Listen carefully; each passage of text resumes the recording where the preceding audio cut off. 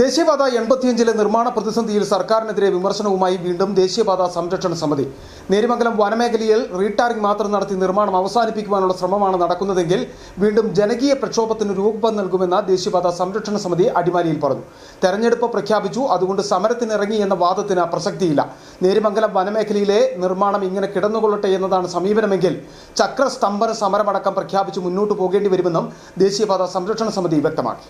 ദേശീയപാത 85 നിർമ്മാണ നിരോധനം ഇതുവരെ നീക്കിയിട്ടില്ല. 4.5 മാസം മുമ്പാണ് ഹൈക്കോടതി ചീഫ് സെക്രട്ടറിയോട് ഈ റോഡിൻ്റെ പണി ചെയ്യുന്നതിൽ തടസ്സമില്ലെന്നും അതിനെ വനത്തിൽ കയറുന്നില്ല എന്നുള്ള ഉറപ്പുവരുത്തി പണിയണം എന്ന് മാത്രമേ നിർദ്ദേശിച്ചുള്ളൂ.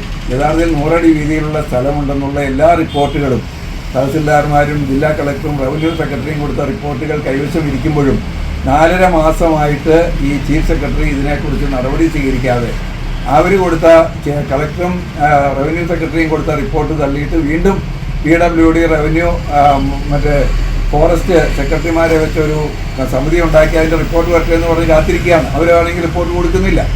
യഥാർത്ഥത്തിൽ ഈ റോഡിൻ്റെ പണി ഇപ്പോൾ റീടാറിങ് ചെയ്യണം എന്ന് ആവശ്യപ്പെട്ടതിൻ്റെ അടിസ്ഥാനത്തിൽ ഗവൺമെൻറ്റിൻ്റെ പ്രഷർ കൊണ്ട് ഫോറസ്റ്റ് EKK കമ്പനി അത് റീടാർ ചെയ്തുകൊണ്ടിരിക്കുക. ഈ റീടാറിങ് കഴിഞ്ഞ് ഇത് അവസാനിപ്പിക്കാനുള്ള ശ്രമമാണ് നടക്കുന്നതെങ്കിൽ തീർച്ചയായും ഈ അടിമാലി പ്രദേശത്തെ അല്ലെങ്കിൽ ഇടുക്കി ജില്ലയിലെ ജനങ്ങൾ അതൊരു വെല്ലുവിളിയായി സ്വീകരിക്കുമെന്നുള്ള കാര്യത്തിൽ യാതൊരു സംശയം വേണ്ട.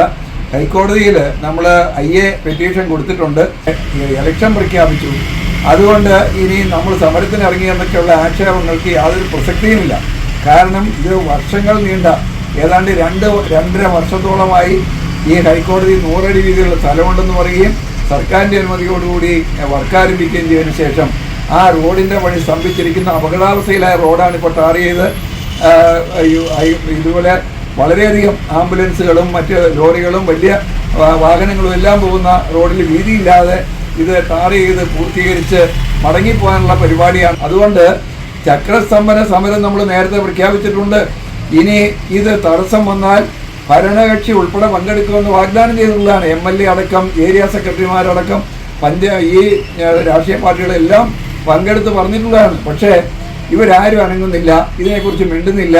അതുകൊണ്ട് ഇതിങ്ങനെ കിടന്നുകൊള്ളട്ടെ എന്നാണ് സമീപനമെങ്കിൽ തീർച്ചയായും ദേശീയപാത സംരക്ഷണ സമിതി അടുത്ത സമരത്തിലേക്ക് പോകും.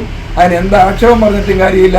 ഇത് രാഷ്ട്രീയ പ്രേരിതമല്ല, ഈ നാടിൻ്റെ ആവശ്യം എന്നുള്ള നിലയിലാണ്.